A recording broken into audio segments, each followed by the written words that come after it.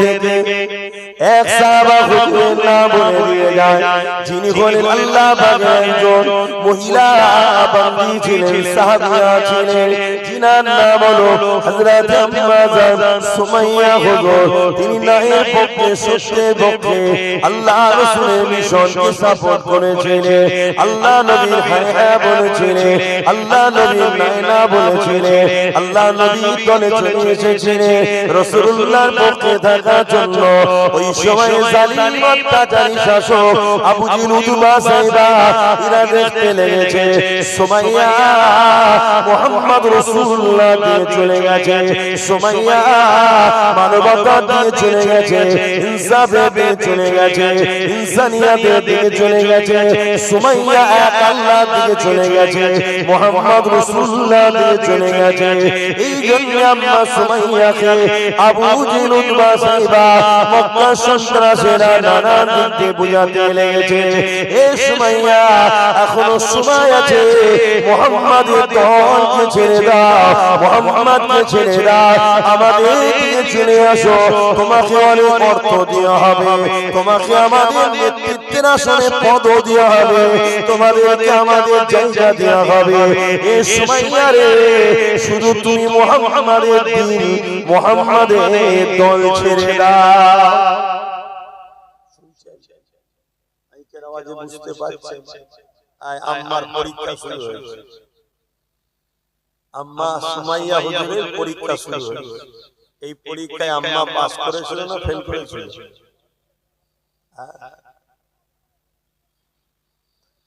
বাবেরা নওজওয়ানেরা শুনলাম নাকি মাহফিলটা মা বোনেরা করছে,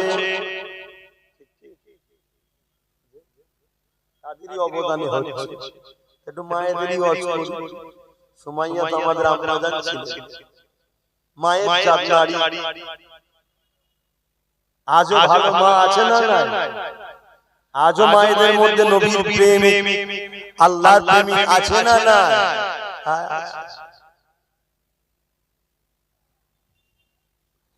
এ না জানেরা আম্মা জান সুমাইয়াকে নানা রকম লোভ দেয়া হলো, নানা রকম প্ররোচনা দেয়া হলো, নানা রকম হুমকি দেয়া হলো, নানা রকম ভয় দেখানো হলো, কিন্তু আম্মা সুমাইয়া ইরাদা ফয়সালা করে নিয়েছে, আমি আমার জান পছন্দ করি, আল্লাহ ও রাসূলকে ছেড়ে দেব না।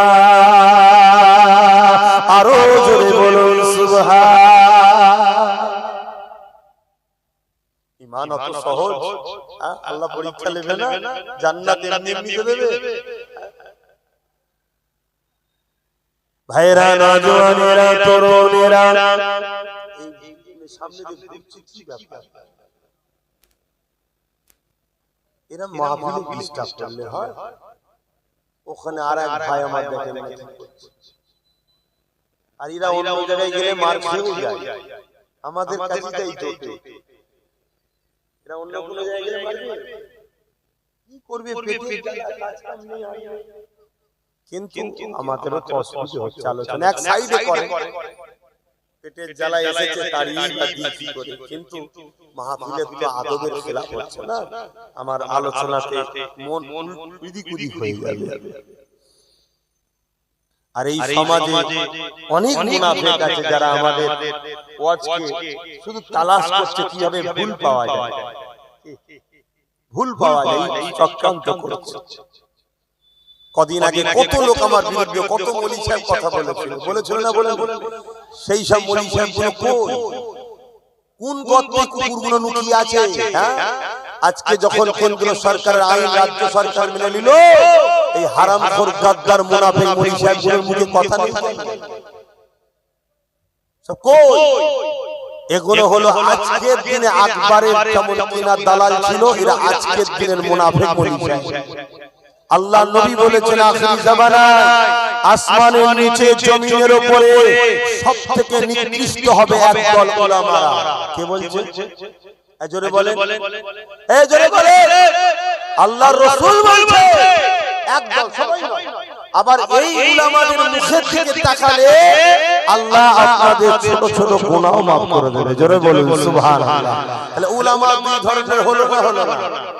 একদল উলামা রাসূল বললেন আসমানের নিচে জমিনের উপরে সবথেকে নিকৃষ্ট যারা ইলম অর্জন করেছে, ভালো কিতাবী জ্ঞান আছে, কিন্তু দুনিয়ার ইসলাম বিদ্বেষী জালিম শাসকদের হারামের টাকায় তারা চলে, তারা শাসকদের শুধু কি করে বাঁচাবে এর জন্য মুখ খোলে, তারা আল্লাহ রাসূলের দ্বীনের জন্য মুখ খোলে না। তারা চায় না আল্লাহ রাসূলের দ্বীনের দুশমনদের মোকাবেলায় কথা বলবো, তারা চায় না এতিমদের পক্ষে কথা বলবো, গরিবদের পক্ষে কথা বলবো, বিধবার পক্ষে কথা বলবো, মানবতার পক্ষে কথা বলবো। যে নবী শরাবকে বন্ধ করেছে এই শরাবের বিরুদ্ধে কথা বলবো, যে নবী ঘুষকে বন্ধ করেছে এই ঘুষের বিরুদ্ধে কথা বলবো, যে নবী সমাজে ইনসাফ দিয়েছে ইনসাফের পক্ষে কথা বলবো, যে নবী সমাজে ন্যায় দিয়েছে ন্যায়ের পক্ষে কথা বলবো, যে নবী ফিরাউনের বিরুদ্ধে নমরুদ রাজত্ব করা রয়েছে সেদিনের আবু জাহল উতবার বিরুদ্ধে লড়েছে, আজকে এই রকম লোকেদের বিরুদ্ধে কথা বলবো। এরা চায় না, এরা চায় এদের দুনিয়ার প্রভু জালিম নেতাদের ঘরে খুশি করে যারা নবীর পক্ষে কথা বলে, হকের পক্ষে কথা বলে, তাদের বিরুদ্ধে কথা বলার জন্য এরা হই হই করে। আমার কথাই কি আপনাদের কষ্ট হচ্ছে? দিনকে বাঁচাবার জন্য, দিনকে বাঁচাবার জন্য সামনে যদি বাপও আসে তার ঘর থেকেও কল্লাকে আলাদা করার নাম হলো সিদ্দিক আকবরের আওলাদরা। কথা বুঝে আসছে? যখন বদরের ময়দানে আবু বকর সিদ্দিক নবীর দিকে আর আবু বকর সিদ্দিকের একটা আওলাদ, তখন প্রথম সময়তে একদম তখন আবু জেহেলের দিকে বদরের ময়দানে লড়াই হচ্ছে, লড়াই হয়ে গেছে, ঘরে এক জায়গায় এসেছে, আসার পরে আবু বকর সিদ্দিককে তিনার ছেলে বলছে, আব্বা আমি কিন্তু আপনাকে বদরে অনেকবার সুযোগ পেয়েছি কিন্তু আপনার সাথে আমি লড়াইয়ে যাইনি। হযরত আবু বকর সিদ্দিক বলছে, যার কুদরতি হাতে আমার জান আছে, আমি যদি তোকে দেখতে পেতাম তো ধর থেকে কল্লা আলাদা করে দিতাম। কেন তুই আগে নয়, আমার ছেলে হতে পারিস, তুই আগে নয়, আগে আল্লাহ ও রাসূল। জোরে বলুন সুবহানাল্লাহ। আমরা সেই আকীদার লোক বাপ, নিতে পাচ্ছেন তো আমাকে নাকি? আমরা সেই আকীদার লোক। এতে হয়তো আমার কথা আপনার পছন্দ নাও হতে পারে, যদি পছন্দ না হয় এতে আমার কথার দোষ নয়, আপনার খাদ্যের দোষ। আপনার খাবার ভুল হচ্ছে, এর জন্য ভেতরটা খারাপ হয়ে গেছে। এই আপনার দুনিয়ার জালিম কুকুরগুলোর বিরুদ্ধে কথা বললে আপনার বুকে ব্যথা হয়, আর মুহাম্মদ রাসূলুল্লাহর পক্ষে কথা বললে আমাকে খারাপ লাগে। কথা কিছু বুঝছেন তো? আরে লড়াই তো দুটো যুগে যুগে ছিল, একদিকে মুসা নবী, একদিকে ফিরআউন, একদিকে ইব্রাহিম নবী, একদিকে নমরুদ, একদিকে মুহাম্মদ সাল্লাল্লাহু আলাইহি ওয়াসাল্লাম, একদিকে আবু জেহেল। লড়াই তো দুটো, আজকেও তো সেই লড়াই হচ্ছে। আপনার কি খেয়াল নাই? একদিকে মাদ্রাসার দুশমন, কোরআনের দুশমন, মসজিদের দুশমন, ইসলামের দুশমন, তাদের সঙ্গে লড়াই হবে মুস্তাফার গোলামদের। হ্যাঁ, সংখ্যা সেদিন আমাদের কম ছিল, আজও আমাদের কম আছে। সেদিন আমাদের হাতে অস্ত্র ছিল না, আজও আমাদের হাতে নাই। সেদিন মুনাফিকরা ওদের দিকেই ছিল, আজকে মুসলিম নামে অনেক অবৈধ জালের সন্তান এই বেঈমান মুনাফিকদের সঙ্গে আজও রয়েছে। এই লড়াই সেদিন ছিল, আজও আছে। ঘাবড়াবার কিছু নয়। সেদিন জীবন আমরা দিয়েছি, বিনিময়ে জান্নাত পেয়েছি, কিন্তু বিজয় সেদিন আমাদের হয়েছে। আগামী দিন বিজয় আমাদেরই হবে। জোরে বলুন সুবহানাল্লাহ, আরো জোরে বলুন সুবহানাল্লাহ। এতে ঘাবড়াবার কিছু নেই তো, শুধু সময়ে সময়ে নাম আর জার্সিটা চেঞ্জ হয়। যার নামই আল্ট্রাটেক, তার নামই এলটি, যেটাই এলটি সিমেন্ট সেটা এখন আল্ট্রাটেক তো নাকি, শুধু জার্সিটা চেঞ্জ হয়ে গেছে। লড়াই সেদিনও হয়েছে কারবালায়, আজও লড়াই হচ্ছে। কারবালার আখেরি ময়দানে লড়াইয়ের যিনি নেতৃত্ব দেবেন তিনি ইমাম মেহদী সাল্লাম। আমি জানি না, কিন্তু ইমাম হোসেনের পক্ষে আজ আমি লড়াই করছি, আজ কারবালা চলছে। শুনছেন? হ্যাঁ, এবারে কখনো বিজনেসে হয়, কখনো এই হয়, কখনো ওই দিকে হয়, একটু লাইন শুধু ঘোরানো হয়, কিন্তু লড়াই সেই দিন যা ছিল হক আর না হকের, এখনো সেই হক আর না হকেরই লড়াই হচ্ছে। আর ইসলাম সর্বসময় মানবতার পক্ষে, গরিবের পক্ষে, এতিমের পক্ষে, বিধবার পক্ষে। গরিব যদি হিন্দু হয় তার পক্ষে ইসলাম, অসহায় যদি হিন্দু হয় তার পক্ষে ইসলাম, অসহায় যদি আদিবাসী দলিত হয় ইসলাম তার পক্ষে।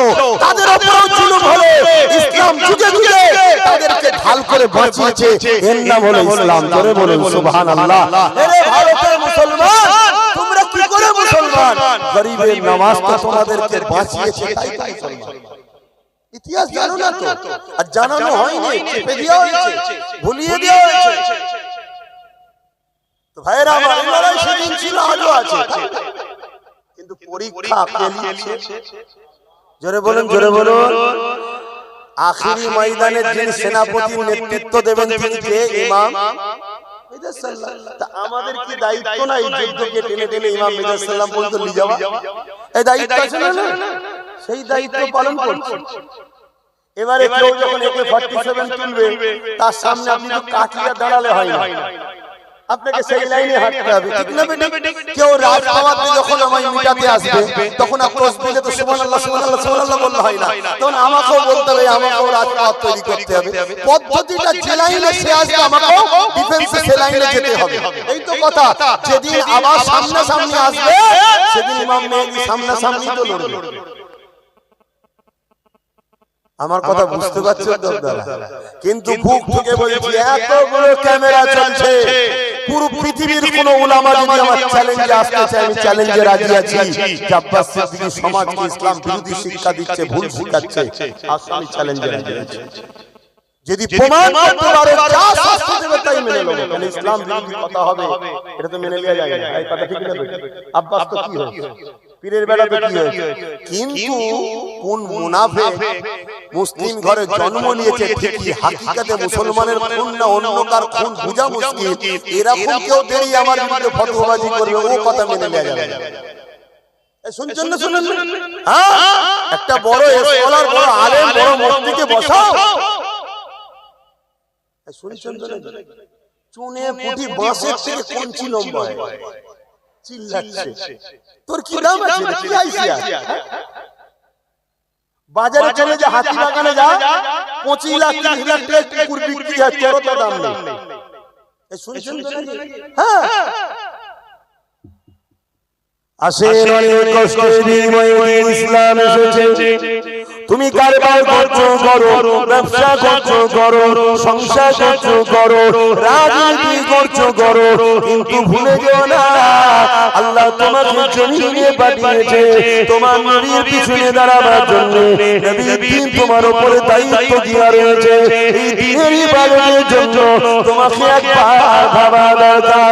এই যুবকেরা, তরুণেরা, আমরা সুমাইয়া হুজুরের উপরে কম জুলুম নেব, ইসলামকে মানার জন্য, নারীর পক্ষে দেখার জন্য, মানবতার পক্ষে দেখার জন্য, নারীদের অধিকারের নাম ইসলাম, খোদা তুই খানা খাবার নাম ইসলাম, আল্লাহর জমিনে শান্তি প্রতিষ্ঠিত নাম ইসলাম, সন্ত্রাসমুক্ত সমাজ করার নাম ইসলাম। এই যুবকেরা নকলের গায়ে লেখা হয়ে গেছে, নকল হইতে সরকার, সন্ত্রাসীরা আর ইসলামের বিরুদ্ধে কথা বলে, আর ইসলামের বিরুদ্ধে যারা কথা বলে তারাই তো প্রকৃত সন্ত্রাস।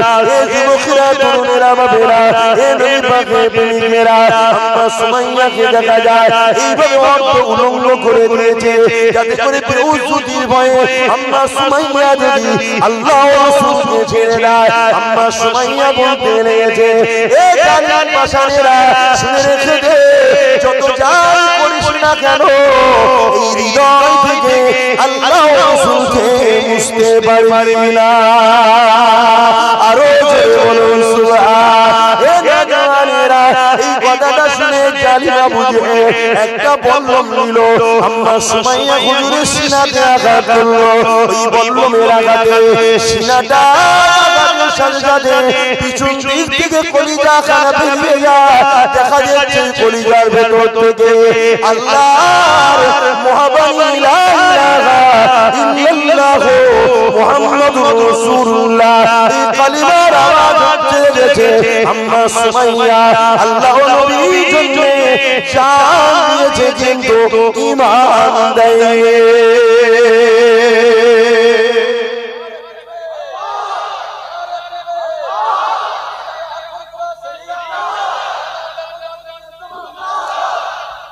আজকে আমরা মুসলিম ঘরের ছেলে, ডাইরেক্ট আমাদেরকে জালিমরা জানে মেরে পারবো না, তাই হারাম খাদ্য খাইয়ে বেঈমান বানাচ্ছে, নানান দিক দিয়ে কৌশলের সাথে বেঈমান বানাচ্ছে। আমরা তাদের পাতা ফাঁদে পা দিয়ে দিয়েছি। আমাদের হুঁশিয়ার, মাফ করবেন, বড় লজ্জা লাগছে বলতে, এক কাপ চায়ের জন্য মুসলমান বেঈমান হয়ে গেছে। এক কাপ চায়ের জন্য তার হুঁশি নাই, সে কি করছে। আল্লাহ পাক আমাকে আপনাকে পরীক্ষা নেবে। এ যুবকেরা, তরুণেরা, বাবেরা, তামাম পৃথিবীর জমিনে পরীক্ষা চলছে। আজ শুরু হয়েছে পরীক্ষা, প্যালেস্টাইনে পরীক্ষা চলছে, সামারিয়াতে পরীক্ষা চলছে, মিশরে পরীক্ষা চলছে, লিবাননে পরীক্ষা চলছে। এ যুবকেরা, হিন্দুস্তানেও পরীক্ষা শুরু হয়েছে। এই জমিনের উপরে দেখা যাচ্ছে অনেক ভাইরা আমার জীবন দিয়া পছন্দ করছে, ঈমান দিতে চাইছে না। এই ভাঙরে মানুষ শুনে রেখে দাও, আজ তোমাদের উপরও পরীক্ষা চলছে। একদিকে বেঈমান জালিম জাহান্নামের কুকুরগুলো দিন রাত ধরে ভোগ করতে লেগেছে তোমাদের ঘরে মিটিয়ে দিবার জন্য। এই পরীক্ষাতে তোমাকে শক্ত পায়ে, শক্ত হাতে তোমাকে দাঁড়িয়ে থাকতে হবে। এই যুবকেরা, তরুণেরা, বাবেরা, কেননা এরা চায় ইসলামকে মূলত মিটিয়ে দিবার এদের লক্ষ্য। এদের লক্ষ্য হলো তোমার আমার কাছ থেকে আল্লাহ রাসূলকে কেড়ে নেওয়া। এদের লক্ষ্য হলো তোমাকে আমাকে শরিয়ত বিরোধী কাজে জড়িয়ে দেওয়া। এই যুবকেরা, খেয়াল করে দেখো, মুসলমান এলাকাগুলোকে দেখে দেখে দেখে দেখে কানের আড্ডা বানানো হচ্ছে। মুসলমান এলাকাগুলোকে দেখে দেখে দেখে ফাংশনের আড্ডা বানানো হচ্ছে। মুসলমান এলাকাগুলোকে দেখে দেখে দেখে জুয়ার আড্ডা বানানো হচ্ছে। মুসলমান এলাকাগুলোকে দেখে দেখে দেখে শরাবের আড্ডা বানানো হচ্ছে। হে মুসলমান ছেলেরা, মন দিয়ে শোনো, কেন এগুলো করতে চাইছে? কেননা এরা জানে ইসলাম মদকে হারাম করেছে। যদি এদেরকে মদের মধ্যে ঢুকিয়ে দেওয়া যায়, আল্লাহ এদেরকে সাহায্য করবে না, এদেরকে আল্লাহ বাবা ফিরিয়ে নেবে। ইসলাম জুয়াকে হারাম করেছে, এদেরকে জুয়ার মধ্যে জড়িয়ে দাও। ইসলাম নেশাকে হারাম করেছে, এদেরকে নেশার মধ্যে ঢুকিয়ে দাও। এই যুবকেরা, তরুণেরা, ইসলাম গান নারা ফাংশনকে হারাম করেছে, এদেরকে তার মধ্যে ঢুকিয়ে দাও।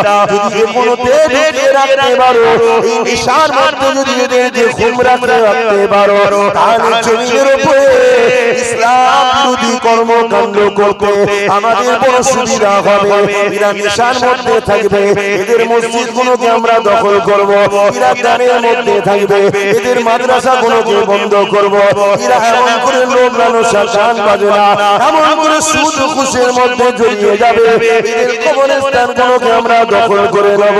এরা দুনিয়ার তামাশাতে জড়িয়ে যাবে, আর পিছনে পিছনে এদের ইসলামের ঐতিহ্যগুলোকে আমরা শেষ করে দেব। এই পরিকল্পনা আর পৃথিবী জুড়ে চলছে।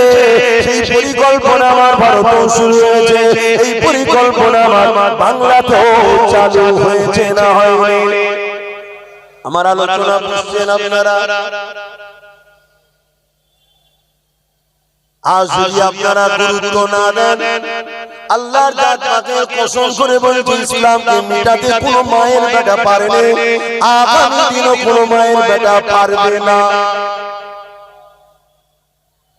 কিন্তু মনে রাখবেন, তুমি আমি ইসলাম থেকে দূরে সরে যাওয়ার জন্য কি সমস্যায় পড়বো, যে সমস্যা আজকে দুনিয়ার জমিনে হচ্ছে। মুসলমান ঘরের বিবিগুলোকে উলঙ্গ করে রাজপথে ছেড়ে দেওয়া হচ্ছে। মুসলমান ঘরের বিবিগুলো ইজ্জত আবরুগুলোকে লুটে নেওয়া হচ্ছে। মুসলমান নিজেদের মধ্যে খুন খারাপিতে জড়িয়ে ধ্বংস হয়ে যাচ্ছে। এর কারণ একটা, মুসলমান তার নবী থেকে তারা আল্লাহ থেকে সরে গেছে। এই জন্য তারা আজকে ফিতনার মধ্যে জড়িয়ে গেছে। হে যুবকেরা, তরুণেরা, আল্লাহ পাক ছাড় দিয়েছে, ছেড়ে দেয়নি গো। হে ভাঙরে মানুষেরা, আল্লাহ তোমাকে আমাকে দায়িত্ব দিয়েছে, ওই দায়িত্ব তোমাকে আমাকে পালন করতে হবে। কারণ এই জমির উপরে নারীকে যখন চলতে পড়ে দেওয়া হতো, এই নারীকে বাঁচাবার জন্য আল্লাহ নবী অনেক কষ্ট করেছে। হয়েছে। তোমার আমার দায়িত্ব হলো যুগে যুগে যখনই নারীদের উপরে জুলুম হবে সেই জালিমদের মোকাবিলা করে নারীদের অধিকার দিতে হবে, নারীদেরকে বাঁচাতে হবে। এটাই হলো ইসলাম। শুধু নামাজ রোজা দাঁড়িয়ে দিন নাম ইসলাম নয়, ওটাও যেমন ইসলাম। মনে রাখবে খোদার্থ মানুষকে খানা খাবার নাম ইসলাম, সমাজকে অন্যায় অত্যাচার থেকে মুক্ত করার নাম ইসলাম। এই যুবকেরা তরুণেরা এই কাজ করতে গিয়ে সাহাবা হুজুরদের উপরে কঠিন পরীক্ষা হয়নি, তিনাদের উপরে কম জুলুম হয়নি গো। আল্লাহ নবীর পক্ষে আসার জন্য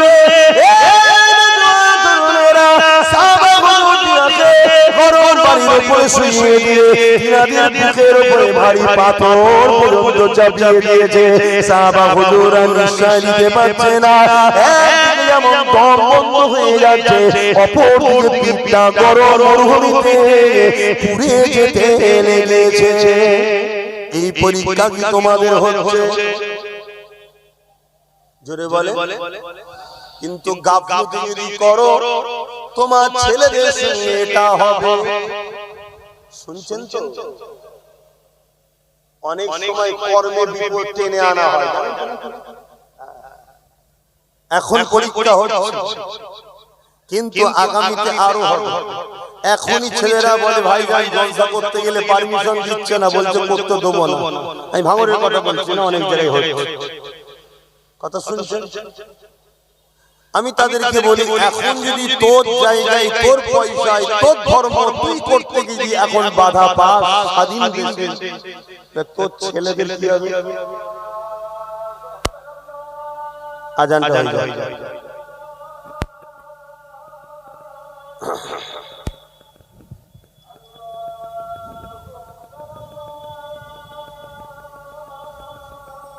এই অভ্যাসটা খারাপ। একজন দুজনকে দেখে সবাই শিখবে।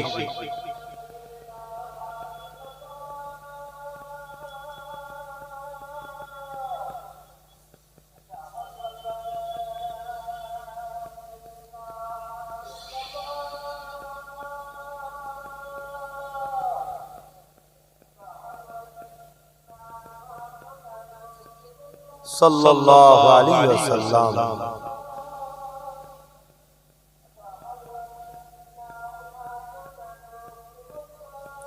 সাল্লাল্লাহু আলাইহি ওয়াসাল্লাম কুররাই চাইতেন।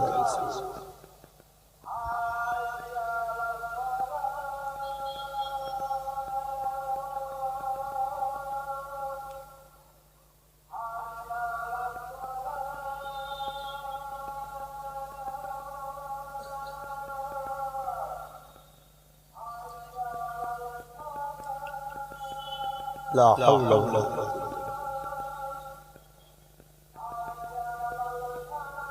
لا حول ولا قوة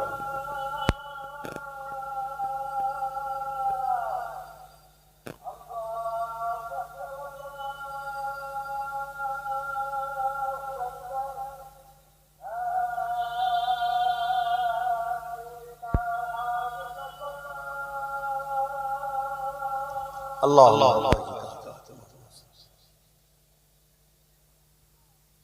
درود شریف اللهم صل على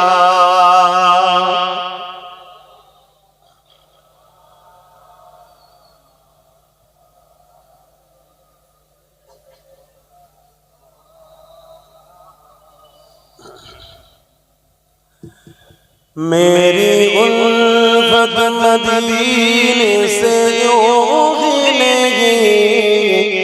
मेरे आका का रोज़ा मदीने में है। बोलुन ना सुबहान अल्लाह। আমরা মদিনা শুনে এমনি মোহাব্বত নয়, আমার নবীর রওজা মদিনায় আছে তাই জোরে বলুন সুবহানাল্লাহ।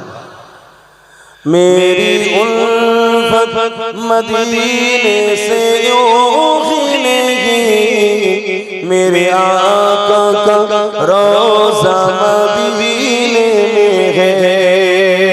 मैं मदीने की जान न कैसे खींचूं, मैं मदीने की जान न कैसे खींचूं, मेरा दिल दुनिया मदीने में है। अर्ज़ अज़ीम पे जिसका बरिसा है, रोज़ाए मुस्तफ़ा जिसकी पहचान है, रोज़ाए मुस्तफ़ा जिसकी पहचान है, जिसका हम पल्ला कोई मोहल्ला नहीं, जिसका हम पल्ला कोई मोहल्ला नहीं, एक ऐसी मोहल्ला मदीने में है। मेरी उल्फत मदीने से यूं ही नहीं, मेरे आका का रोज़ा मदीने में है। ये शहर मुस्तफा है, मदीना करीम है। ये शहर मुस्तफा है, मदीना करीम है। सबको निभा रहा है, मदीना करीम है। क्यों न करीम है, आका करीम है। मेरी उल्फत मदीने से यूं ही नहीं, मेरे आका का रोज़ा मदीने में है। अल्लाहुम्मा सल्ली अला।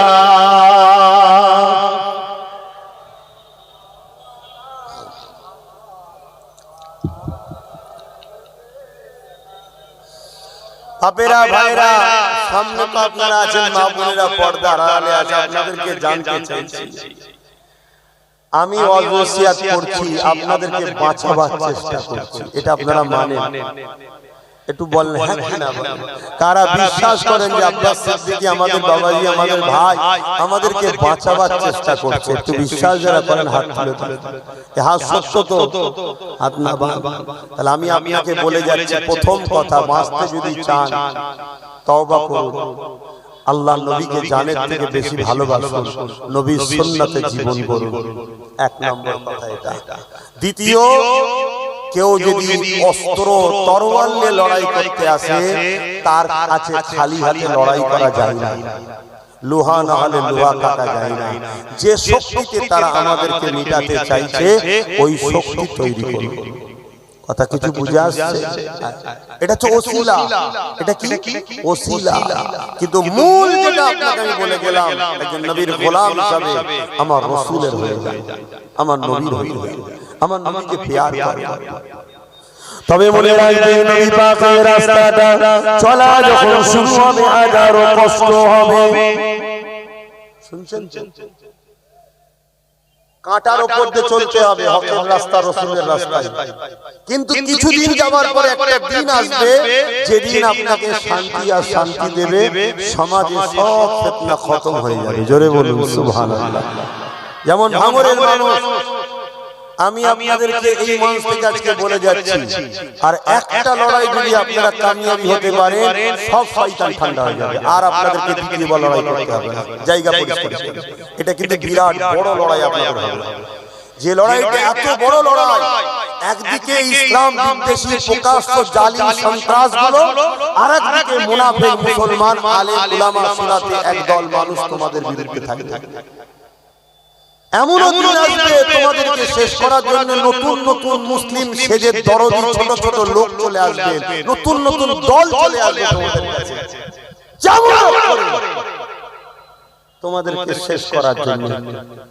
তবে আমি নিজের বলে শুধু নাম করছি না, আমি এতটুকু বলতে পারি, এই কিছুদিন আগে বিহারে একটা ভোট হয়ে গেল, জানেন তো নাকি?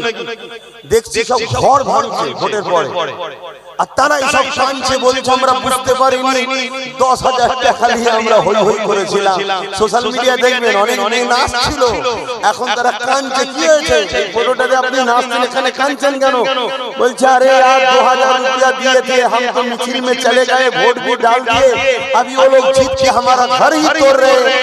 বলছে আমরা বুঝতে পারিনি 2000 টাকা ভেসে গেছিলাম। শোনো ভাঙরের মানুষ, তোমাদেরকে উচ্ছেদ করার বহুত দিনের একটা স্বপ্ন আছে জালিমদের। কথা মাথায় ঢুকছে? অনেক দিক দিয়ে চাইছে, কিন্তু আল্লাহ তোমাদেরকে হেফাজত করেছে। কারণ ওসিলায় আল্লাহ তোমাদেরকে হেফাজত মূলকে করেছে।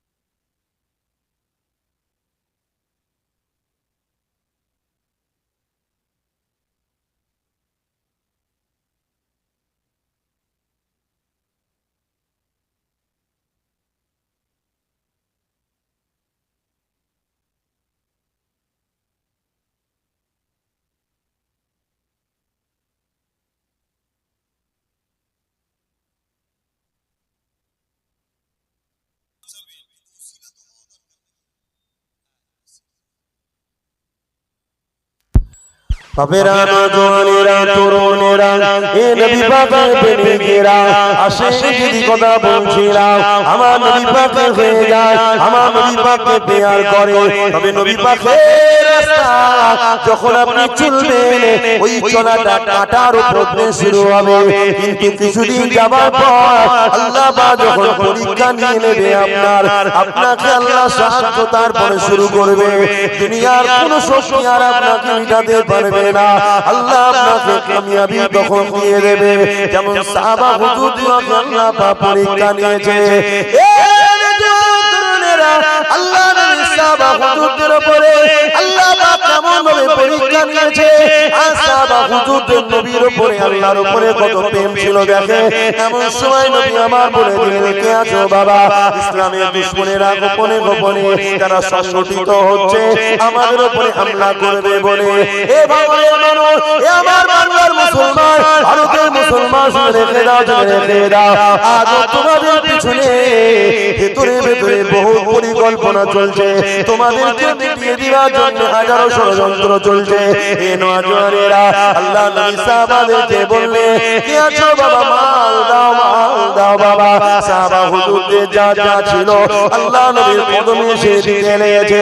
ওই সময়তে একটা মহিলা চলে এলো আল্লাহ নবীর দরবারে এসে, মন দিয়ে শুনে বলে একটা বাচ্চাকে নিয়ে নবী দরবারে এসেছে। আল্লাহ নবীকে সালাম দিলে, নবী পাক সালামের জবাবটা দিয়ে দিলে। ওই মহিলাকে আল্লাহ নবী বলতে লাগলেন, মা কিছু বললেন নাকি? ওই মহিলা বলতে লাগলো, ইয়া রাসূলুল্লাহ, হাবিবাল্লাহ, আপনি নাকি ঘোষণা দিয়েছেন ইসলামের দুশমনেরা গোপনে গোপনে সংগঠিত হচ্ছে, আপনাদের উপর ইসলামের উপরে আঘাত করবে। ইয়া রাসূলুল্লাহ, হাবিবাল্লাহ, এর জন্য যারা ইসলামের পক্ষে শরীক হবে, সহযোগিতা করবে, আল্লাহ পাক তাদেরকে জমিন আসমানের মতো বড় বড় জান্নাত দেবে। আরো জোরে বলুন সুবহান। আল্লাহ নবী বলেন, হ্যাঁ মা, খবর পেয়েছি জালিম ইসলাম বিদ্বেষীরা তারা সব সৈন্য একটা করছে, বিভিন্ন গোত্র কাফেলা থেকে লোক জড়ো করছে মদিনার উপরে, ইসলামের উপরে আঘাত করবে বলে। তাই আমি সাহাবাদের ঘোষণা করেছি, আল্লাহ জানিয়েছেন যারা এই লড়াইয়ে ইসলামের পক্ষে শরীক হবে আল্লাহ তাদেরকে জমিন আসমানের মতো বড় বড় জান্নাত দেবে। জোরে বলুন সুবহানাল্লাহ। শুনছেন তো সবাই? মন দিয়ে শুনুন। তাই হুজুর আমি এসেছি আপনার কাছে। আল্লাহ নবী বললেন, মা আপনি তো জানেন লড়াইয়ের ময়দানে মহিলাদের শরীক হওয়া যায় না।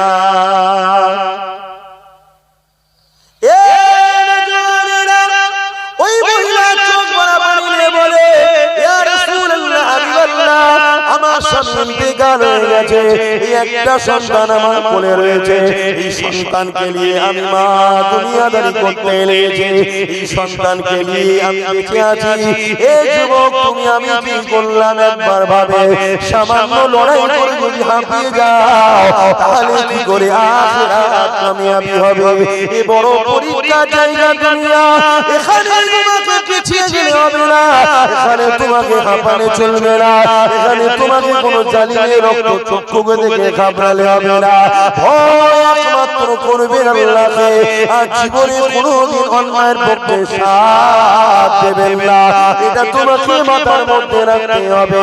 হে যুবকেরা তরুণেরা, ওই মহিলা বলতে লাগলেন ইয়া রাসূলুল্লাহ হাবিবাল্লাহ, আমার স্বামী যদি থাকতো তিনি আপনার পক্ষে দাঁড়িয়ে যেত, স্বামী হারা হয়ে গেছে, আমি জানি মহিলাদের লড়াইয়ের ময়দানে যেতে নাই, তবে ইয়া রাসূলুল্লাহ হাবিবাল্লাহ আমি আমার বাচ্চাটাকে ইসলামের জন্য আপনার কদমে দিতে চাই। আল্লাহ নবী বললেন মারে এই বাচ্চা নিয়ে আমি কি করব, লড়াইয়ের ময়দানে এই বাচ্চা নিয়ে আমি কি করব?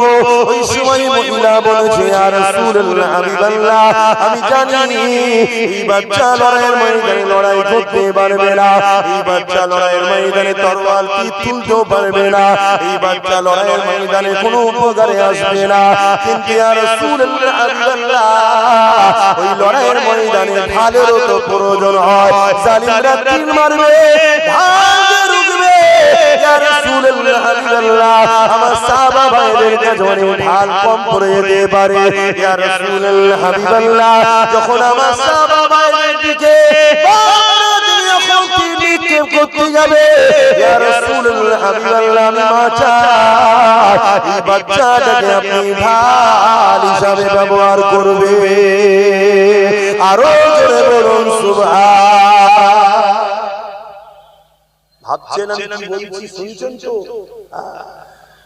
অনেক কষ্টের বিনিময়ে ইসলাম এসেছে, তিল তিল তিল করে ভারতের বুকে ইসলাম এসেছে।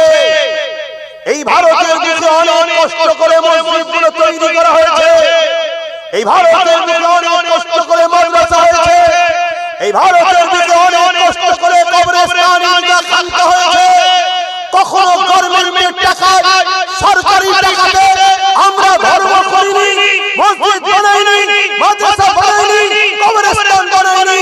আজকে যেমন আমরা দেখছি ওই গভর্নমেন্ট এক ধর্মস্থান তৈরি করছে, তো এই গভর্নমেন্ট আরেক ধর্মস্থান করছে, একটা কম্পিটিশন চলছে, আমার তোমার ট্যাক্সের টাকায় তারা তাদের ধর্মীয় ফুটানি দেখতে যাচ্ছে, তারপরও তার বিরুদ্ধে আমরা বলতে চাইছি না, কিন্তু আজকে আমার মসজিদ, আমার মাদ্রাসা, আমার কবরস্থান, আমার খানকা, আমার ঈদগাহ, আমার নবীর উম্মতদের মাথার ঘামকে পায়ে ফেলে চাষ করা মেহনতের পয়সা 100-200 করে দানেতে মুঠে করে পয়সা, লেবারি করে পয়সা এই মসজিদগুলো তৈরি হয়েছে। আজকে এই মসজিদকে মিটিয়ে দিতে চাইবে এ ভারতের মুসলমান, তুমি আমি যদি জানি না করি, তুমি আমি যদি এর সংগ্রাম রুখার জন্য না করি, মনে রেখে দিও আল্লাহর আযাব থেকে তুমি আমি বাঁচতে পারবো না। এটা আল্লাহর পক্ষ থেকে পরীক্ষা শুরু হয়েছে। কেন্দ্রের জালিম সরকার যে প্রকাশ্য মসজিদ মাদ্রাসার দুশমনি করেছে সেটাকে আমরা চিনতে পেরেছি, কিন্তু আমার ভারতের বিশ্বাসঘাতক এই বেঈমান বিশ্বাসঘাতক সরকার যে বলেছিল আমি থাকতে কিছু হতে দেব না, সে আজকে বিশ্বাসঘাতকতা করে আমার মসজিদ মাদ্রাসাকে আজকে ধ্বংসের মুখে ফেলে দিয়েছে। এ মুসলিম জাতি, এ আমার কওমের ছেলেরা, এই অন্যায়কারীদের বিরুদ্ধে তোমাকে আমাকে রুখে দাঁড়াতে হবে। এটা ইমানি দায়িত্ব আমার আছে, বলা তোমাকে তোমাদের ইমানি দায়িত্ব আছে না নাই? আওয়াজ বলা আছে না নাই? তুমি মনে করছো আমার চাকরি হবে, আমার গাড়ি হবে, আমার বাড়ি হবে, ওপেন বলে যাচ্ছি। একদিকে মসজিদের দুশমন রয়েছে, আর একদিকে মসজিদের পক্ষে মামলাকারী মসজিদকে বাঁচাবার জন্য রয়েছে। এই জায়গায় কোনো মুসলমান দাবিদার মসজিদের দুশমনের হাতকে শক্ত করতে চায়, ও কোনদিন হালালি সংসার হতে পারে না। কথা বুঝে আসছে না? অন্য কিছু হতে পারে, হালালি সংসার হতে পারে না মুসলমান দাবিদার। ওপেন বলে যাচ্ছি আমার আগেও গাড়ি নেই, পিছনেও গাড়ি নেই, আমার সাথে সেরকম বডিগার্ডও কেউ নেই। ওপেন তারপরও বলে যাচ্ছি, একদিকে মসজিদের দুশমনরা, মাদ্রাসার দুশমনরা, কবরস্থানের দুশমনরা, খানকার দুশমনরা, যেটা ইসলামের পেছন, তারা একদিকে দাঁড়িয়ে আছে প্রকাশ্য হোক, আর আমার রাজ্যের বিশ্বাসঘাতকের মতো হোক একদিকে দাঁড়িয়ে আছে, আর একদিকে দাঁড়িয়ে আছে যারা মসজিদকে বাঁচাবার জন্য সুপ্রিম কোর্টে মামলা পর্যন্ত করেছে, এখনো চলছে, একদিকে দাঁড়িয়ে আছে। তুমি মুসলমান বেটা, তুমি মুসলমানের আওলাদ, একজন মুসলিম ধর্মের প্রচারক হিসেবে তোমাকে জানতে চাইছি, এই দিনের মধ্যে তুমি যদি মুসলিম দাবি করো, মাদ্রাসা মসজিদকে মিটানোকারীদের পক্ষে তুমি সাথ দাও, জেনে রেখে দিও, তুমি মুসলিম ঘরে জড়িত পারো, তোমার বিলাস কোনোদিন হালাল নেই, এটা তোমার প্রমাণ দিচ্ছে। এত বড় সাহস হয় কি করে? এরা ক্ষমতার জোরে আজকে কি করছে দেখেছে। আর মুসলিম এলাকাগুলোয় অর্থ দিয়ে, পয়সা দিয়ে কিছু গুন্ডা তৈরি করে রেখেছে, ওই গুন্ডাগুলো এই ইসলাম বিদ্বেষীদের হয়ে কাজ করছে। শুনছেন তো নাকি? কোথায় মুসলমানের বাড়ি গেজা রেখে দিচ্ছে, কোথায় মুসলমানকে মিথ্যা কেস দিচ্ছে, কোথায় মুসলমানকে পিটছে, কোথায় মুসলমানকে মারছে। কেন?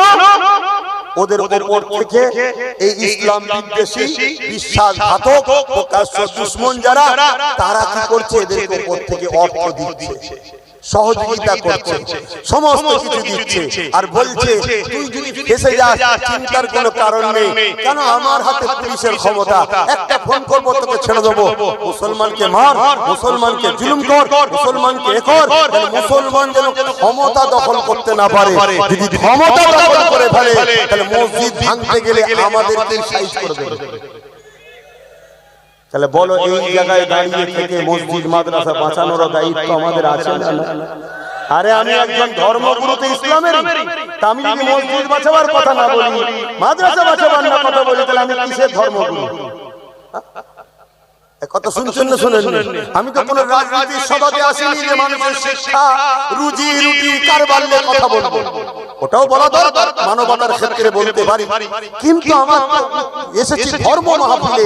তাহলে আজকে আমার ধর্মকে কেন্দ্র সরকার প্রকাশ্য রাজ ক্ষমতা দিয়ে মিটাতে চাইছে না, চাই না।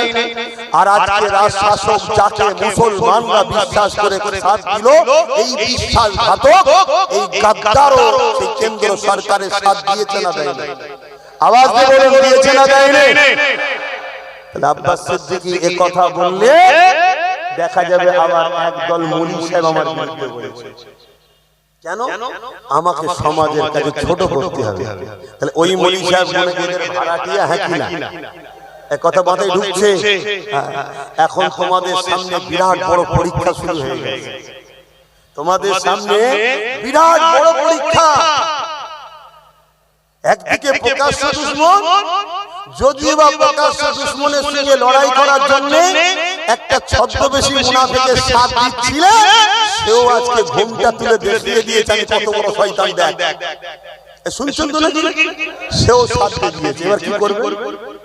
আমার এই কথাগুলো দিয়ে দেখবে তোমার এলাকার কিছু মুনাফিক মুসলমান আবার কালকে হয়তো কাটিং করে অ্যাকশন দেবে। শুনছেন? আমি চ্যালেঞ্জ বলে যাচ্ছি, যদি সন্দেহ হয় ঘরে গিয়ে পরীক্ষা করে নেবে, জিজ্ঞেস করে নেবে ওদের শরীরে হালাল রক্ত নেই, ওদের শরীরে হালাল রক্ত নেই। কেন? হালাল রক্ত কখনো মসজিদের বিরুদ্ধে যেতে পারে না। হয়তো গান শুনছে, কিন্তু তা বলে খোদার ঘরের দুশমনদের সঙ্গে সাথ দিতে। এজন্য বলে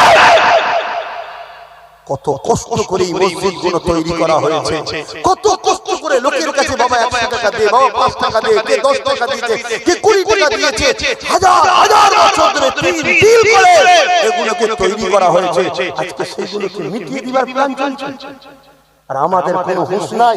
আমাদের শুধু প্ল্যান চলছে একে কি করে ঠেকাতে হবে, ওকে কি করে বাঁচাতে হবে, ওকে কি করে এই করতে হবে।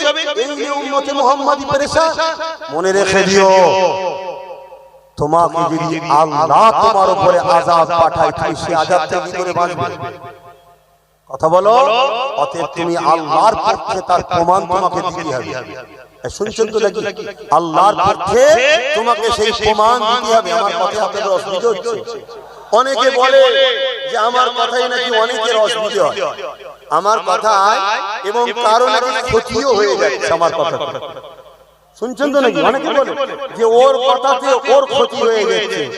আরে আমি প্রকাশ্য বলে যাচ্ছি, যদি ইসলামের জন্য ওকে কুরবানি করতে রাজি আছি, কিন্তু ইসলামকে কুরবানি হতে রাজি না।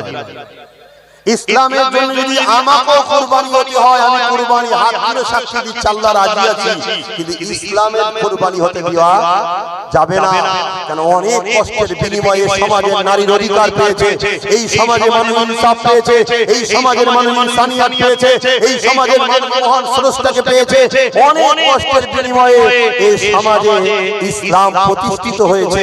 আজকে সেই ইসলামকে কেউ মিটিয়ে দিতে চাইবে, আর আমরা তাদের বিরোধী না করে তাদের হয়ে গুণ গাইব, তাদের ঝান্ডা ধরে ঘুরবো, তাদের হয়ে লড়াই করব।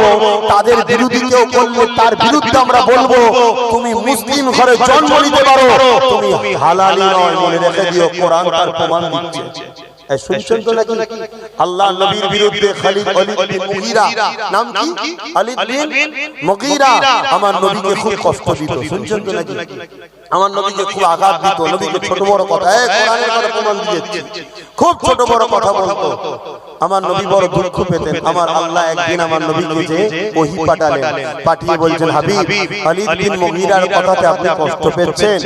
খালিদ বিন মুগীরা 10টা বৈশিষ্ট্য আমার আল্লাহ বলেছে, 10টা বৈশিষ্ট্য, তার মধ্যে সর্বশেষ বৈশিষ্ট্য আমার আল্লাহ বলছেন, হাবিব, খালিদ বিন মুগীরা নুতফায়ে হারাম, অবৈধ সন্তান।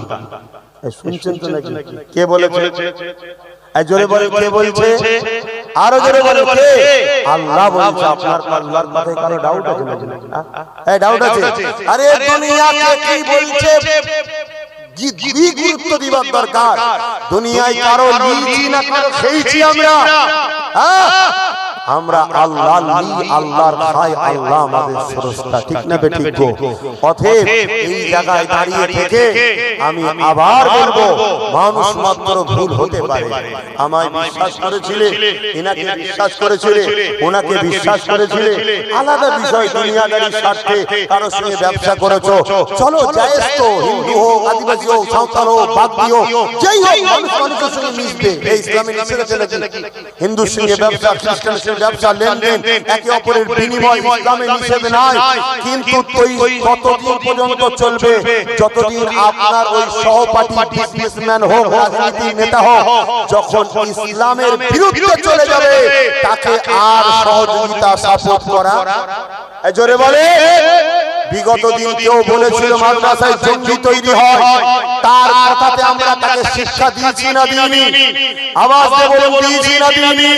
হ্যাঁ, সে অন্যায় করেছে, অন্যায়ের খেসারত ভোগ করছে, তাকে আমরা কিন্তু দিয়েছি শাস্তি।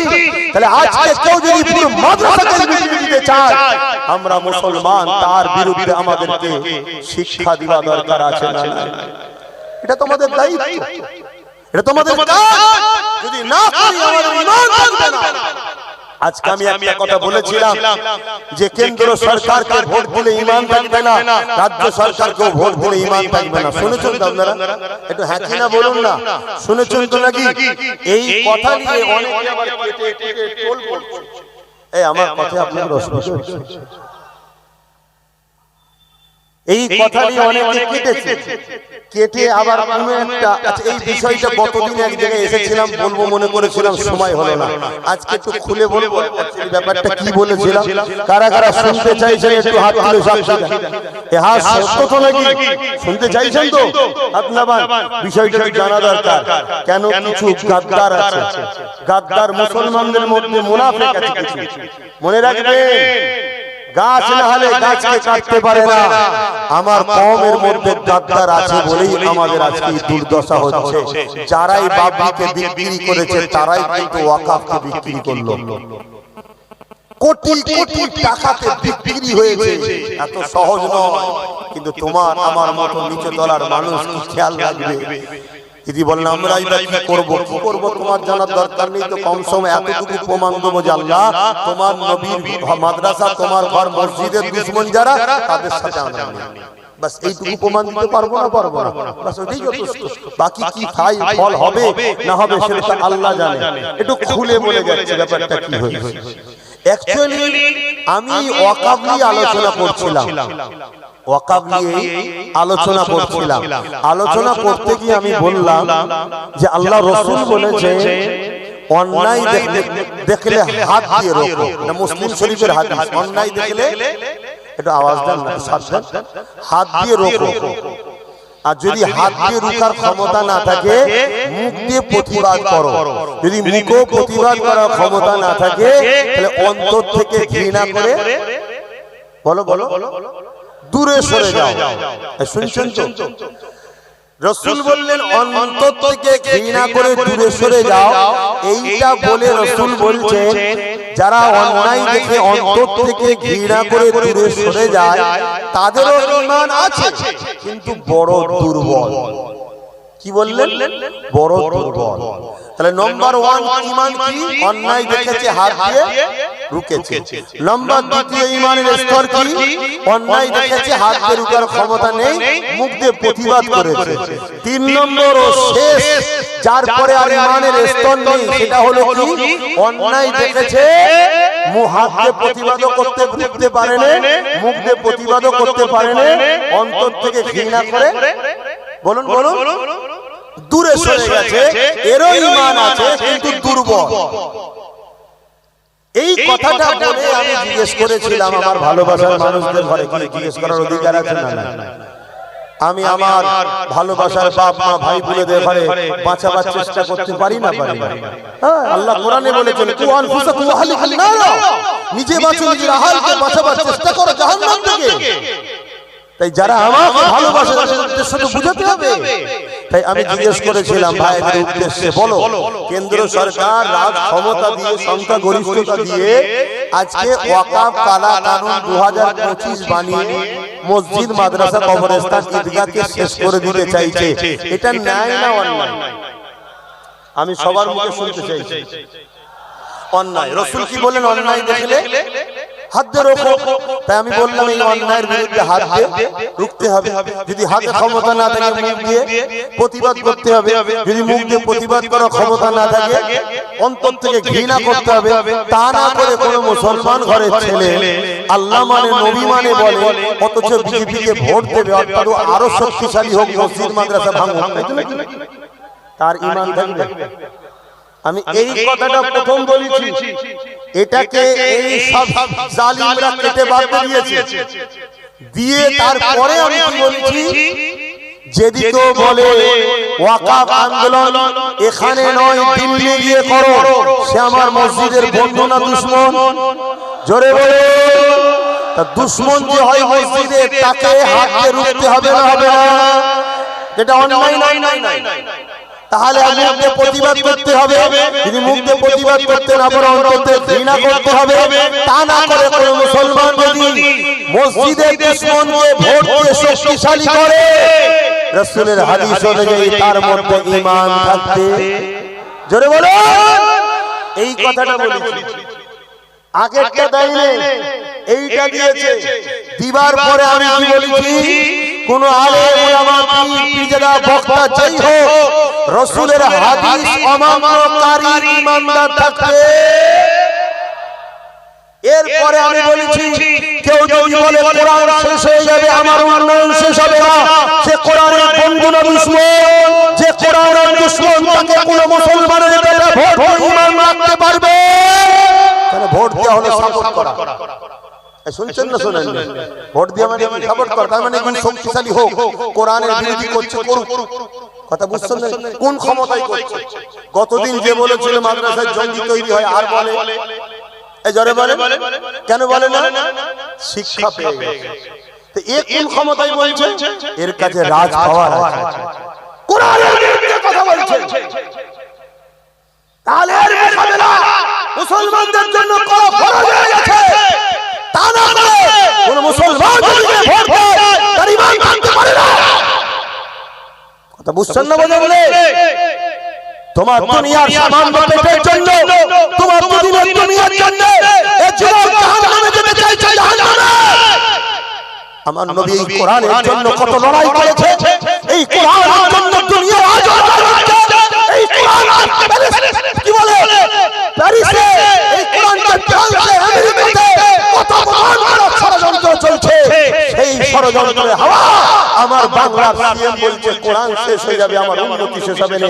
এটা ঠিক বলেছে না ভুল বলেছে? এটা নাই না অন্যায়? অন্যায় দেখলে রাসূল বলছে হাত ধরে রাখো, কোরআনের পক্ষে দাঁড়াতে রাজি আপনারা আছেন না নয়? হাত তুলে বলে রাজি আছেন না নয়?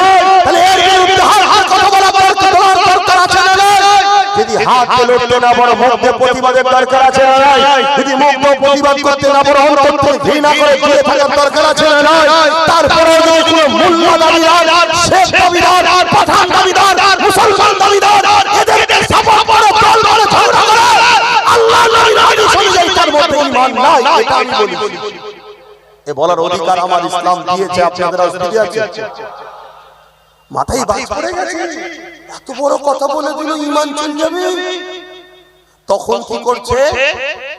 এরপরে আমি আরো বলেছি, বলবো এরপরে আরো বলেছি, শুনবেন না?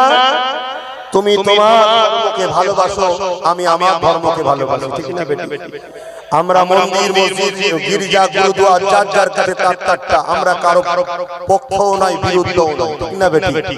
কিন্তু আমারটা আমার কাছে তো নাকি মসজিদ আছে, মন্দির আছে, মন্দির কমিটি দেখবে, গির্জা আছে, গির্জা কমিটি দেখবে, মসজিদ আছে, আমরা দেখবে, এটা আমাদের ভালোবাসা। যেমন মন্দিরে আঘাত দিলে তার ভালোবাসার মানুষের কষ্ট হয়, গির্জায় আঘাত দিলে তার ভালোবাসার মানুষের কষ্ট হয়, মসজিদে আঘাত দিলে আমাদের কষ্ট হয়, ঠিক না বেটি? কিন্তু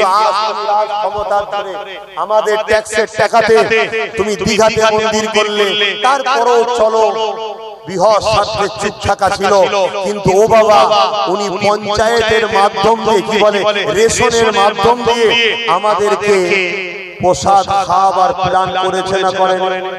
জোরে বলে, বুকে হাত দিয়ে বলুন, গরুর গোশত আমাদের জন্য হালাল, কুরবানিতে আমরা খাই।